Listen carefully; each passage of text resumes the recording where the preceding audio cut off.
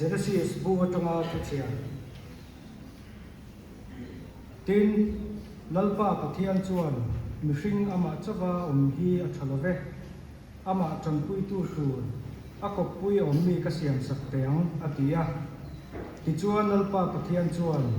lein ramsa tinreng le chungleng sawa tinreng chu asiama an minga enge avua don ti hriatnan mihring hnena a hruai hloma tin lung tin reng ka chu mihringin an minga alo vu apiang chu an hing alo ni hen ta a ti chuan mihring chuan ran zong zong te chungleng sawa te ramsa tin reng ka chu hing avua sak theva nima sela mihring tan chuan chanpui tu tu akopui ommi lova ti chuan lalpa pathian chuan mihring chu tui takin amu thil tira ti chuan amu hil ta a anaku pakhat ala a chumi ai chu ti sain aw phui tir ta a lalpa pathian chuan mihring laka ala na ku chu hmeichhia asiama mihring hena hruai ta a tin mihring chuan heizet chu karu angru leya ka ti sa ni nge chu ani mi palaka lak chu ani awangin hmeichhia ti tur ani ang atia chu wangin mi pa in anu le pa kalsananga anu puya buanang ti chuan ti sakum khat anlo ni toang lalpa thuli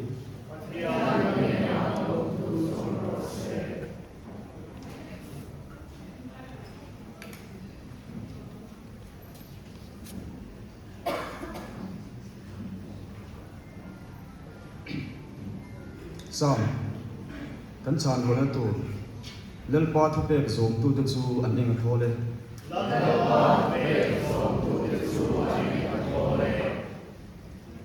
lalpa chu phokro midik tak te in ron khom na le in khom na chuan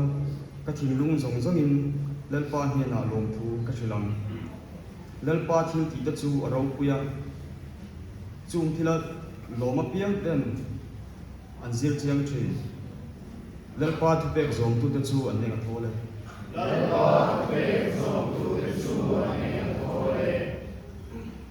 ana tho chu a zaomin aro puya ni adik na chu kumkhwa omreng ania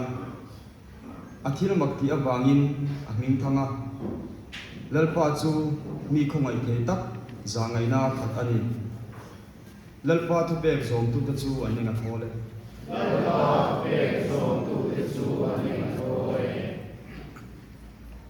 ama thi tu ka chu ei tu ra pe a thu thun chu kum khwain a hrengang ana thoro pi zia chu ami te hena alan thira a thu pek ka chu arin tla kani lalpa thu pek zom tu te chu an ninga thole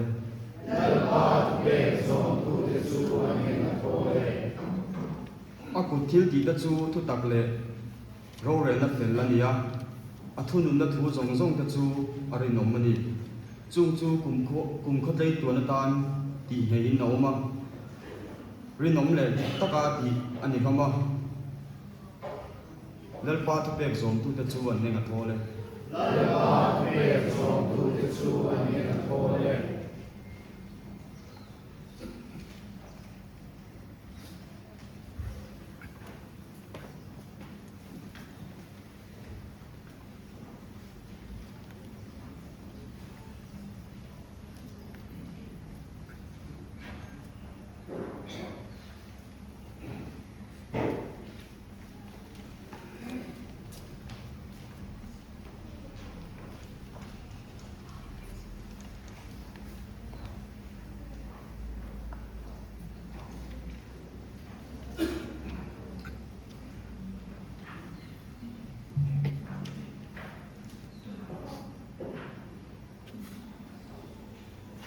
Fesimi te na mi thiang him pola le khathon achanga thuchiar Krista Trina awangin in tulut ton chelo u nupui te u lalpa na in tulut ang hian mani pasal te na in tulut ro u Krista chu ama taksa ko shan chendam tu ani a ko shan lu ani ang bukin pasal chu nupui lu ani chu ti chuan ko shan chu Krista na in tulut ang buk hian mi pui te chu engkima an pasal te na in tulut ro se pasal te u Christian portion ahmangaya atan anun api ang khan in nupui te mangai ro u kaushan chu tuya sila thu a i thiang him theinan a in pe a kaushan ro pui tak zur lo kai dum om lo le thil bol lo kai lo thiang him le hel hem lo amata na din turin a in pe ani chu tiang bok chuan pasal te po in mani taksa ti angin mani nupui te chu an mangai tur ani mani nupui mangai tu chu mani in mangai ani tu mani taksa an hangai si lova an zomin an duat zok thin ani Christian portion azomin aduat ang bok hian atak sa peng te kan ni sia chumi awang chuan mi pai in anu le pa kalsanin anupui awan anga tin an pahnih chuan ti sapum khat an lo to ang hei hi thuril thuk tak ani ni ma sila ke chuan Krista le ako shan thu asoi na nge ya kangai engpo ni se tu pu in mani a in mangai angin mani nupui mangai cheu sela nupui pu in akasal za thiam ro se lalpa thu ani Pathian ne na alom thu zum ro se dingila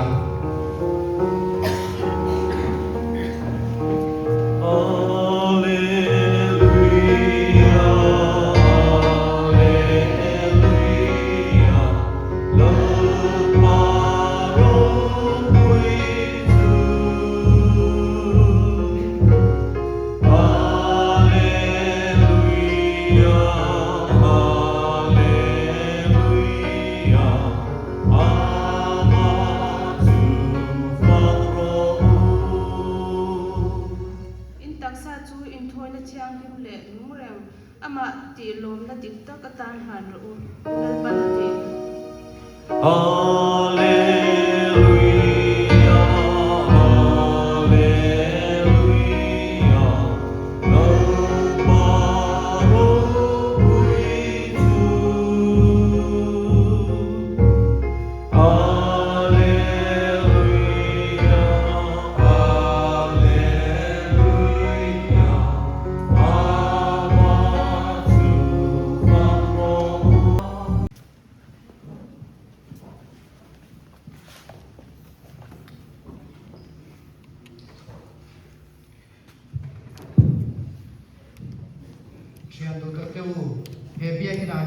lalpa chuan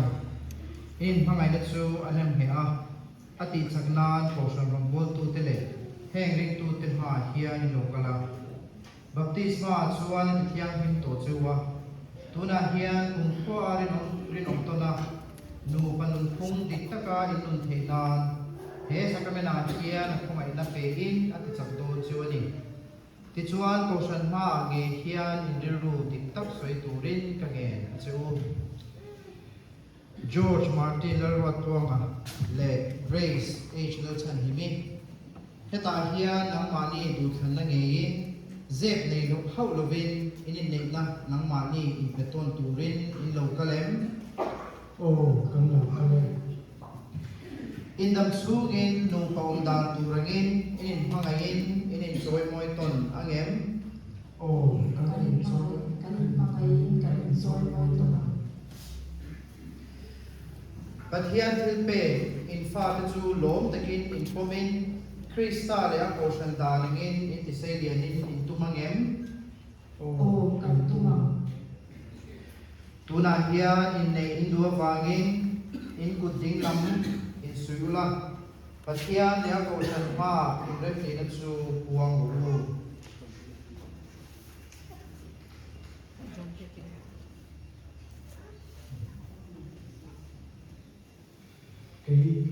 George Martin Marwa Chuang hiya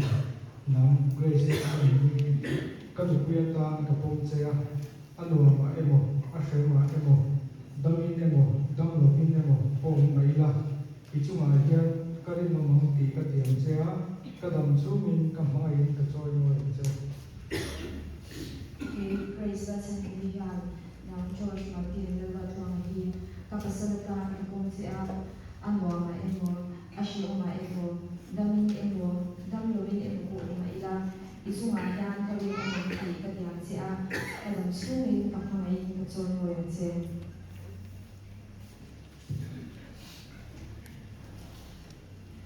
Itu tiang chu kausan mai buang ta lalpa chuan a that lein itu tiang chu ting hetin amal som chuan bu chu ro se pathian in azon to chu mishing in chen su se lein mai na chin chiana na na ten zum bun in bun tir hi lalpa chuan mal som ro se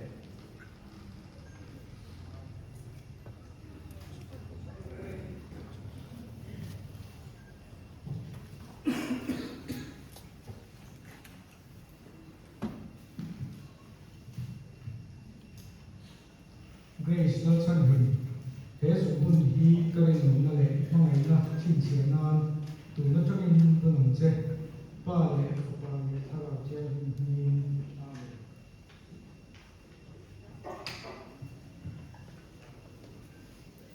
George Martin Marwa Chuang has been here coming on the left mangai na chin chana tu na chungin bunang che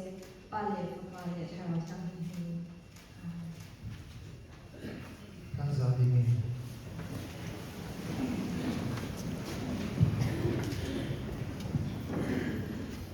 kan tong try na lalpa tu nei nei thar George Martin Marwa Chuang ale Grace H Dalton himi tana kan thil han ki lo pomang che imangai na le kai shoi na anni hi kum khata isiam ta a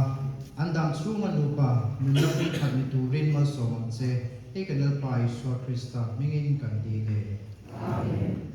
tuak mu patuak tharte me puila me pui ke ni mi rom na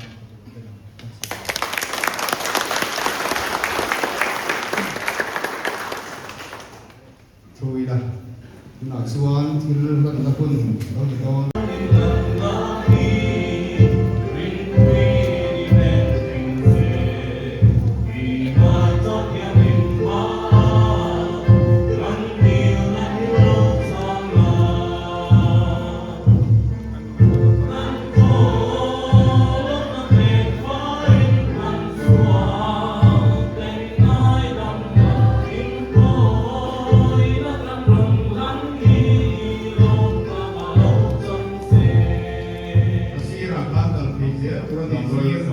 bằng số là nâng khang anh ông không cần phân đồ đi à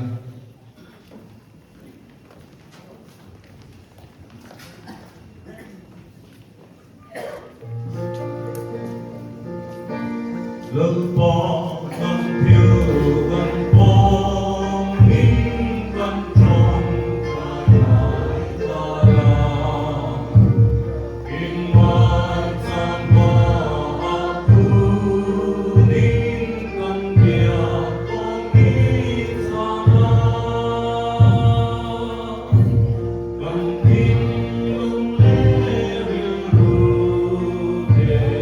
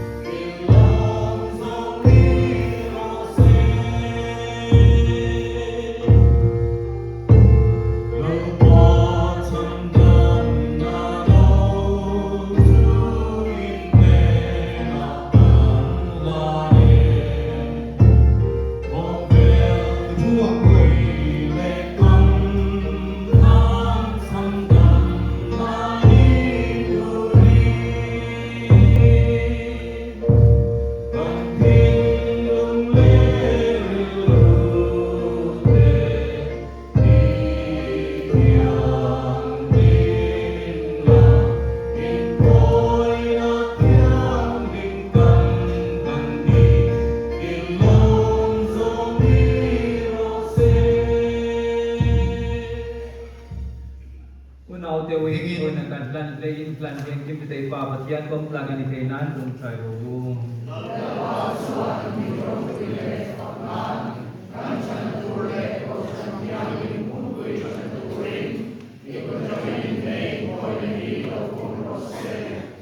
lalpa nupa tua ka in siam George Martin dal wat tuang ale Grace lalsan himi titana kan thilhan hilo komla im hangai na le mal som na in iron shwai du na an in nei na nui hi wen him sakring ang che he hi kanal pa iswa Krista hingit kan di le amen opa zangai na kha khovel munchang sanga ifa te chu in he na shwayang che kan una kal ta tele ido zong ki tin tu he khovel chu san ta te zong zong kha ila rama chuan lo lom lu tang che chu da chuan khovela thil tra zong zong lo chuana ifa pa kanal pai swa Krista azara I ro pui na chu afam kimin chatuana chanve kan ve se e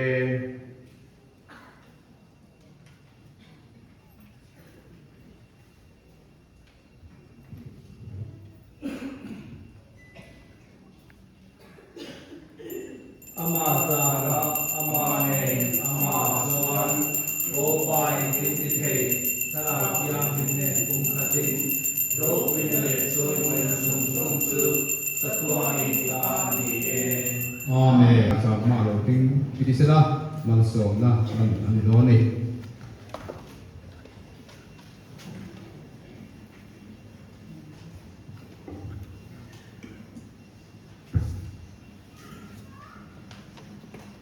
Siang tu tak tu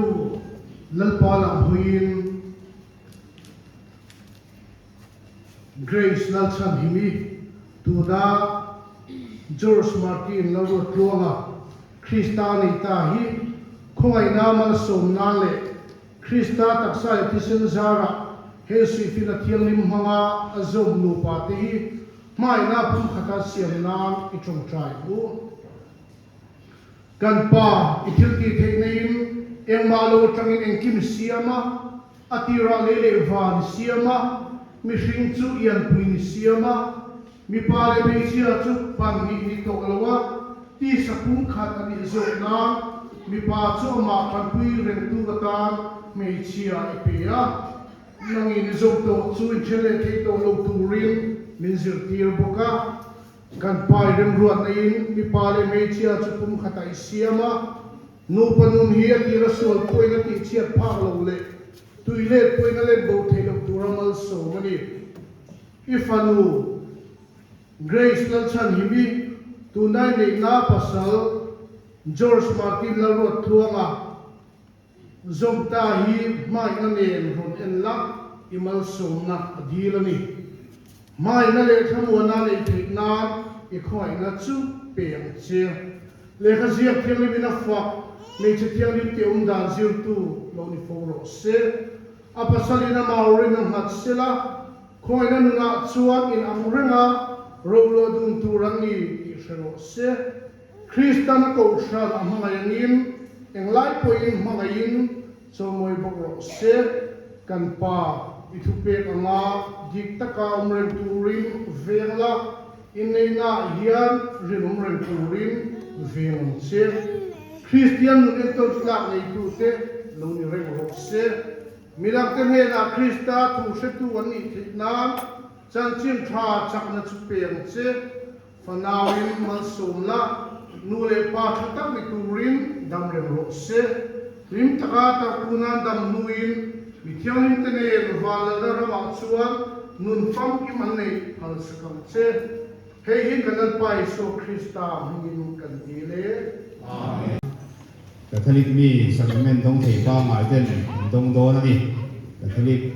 mi sacrament pa mai ta dong thei pa mai ta chuwa he lal pa sa ni hi bua se ni kan lo sianga kan chuan lo dong do no nia La number some tua pari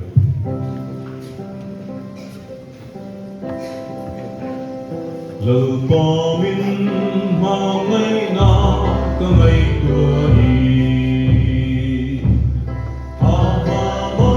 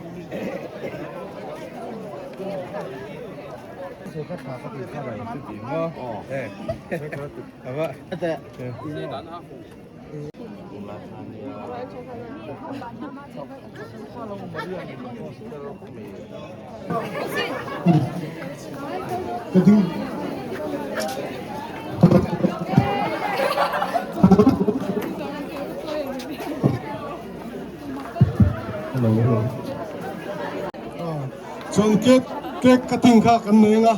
lo boy pui turin sindi te la keri de hoka organizer thave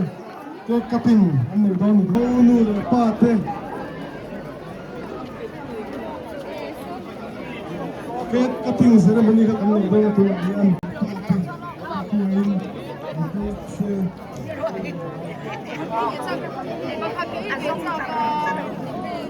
biak te tima tuangi ko in photo booth la mahen rong ka ngai se nai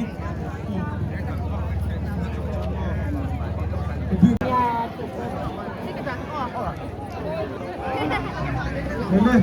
kan ke kating ceremony kan chan le nga sindi le lu te khan lu bu se sindi le lu te khan lu bu ni se ko kating ceremony kan chan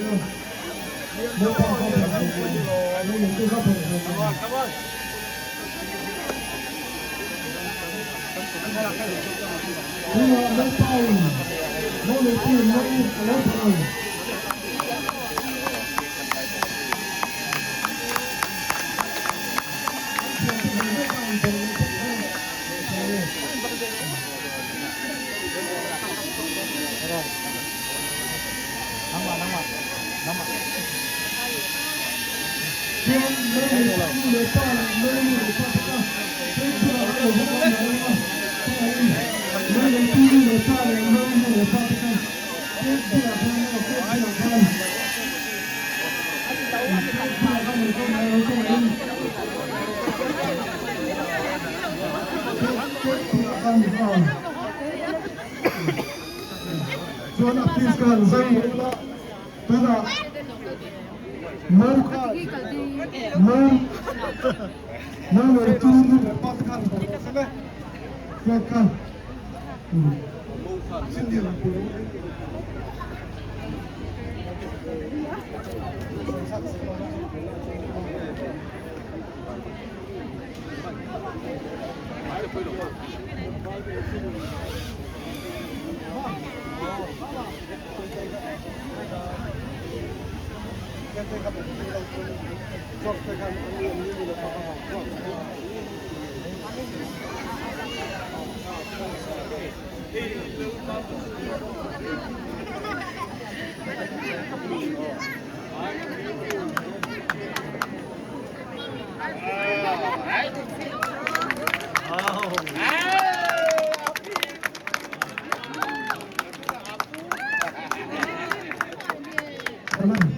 Bukan kita terus benda pertama kita anu masalah. Contoh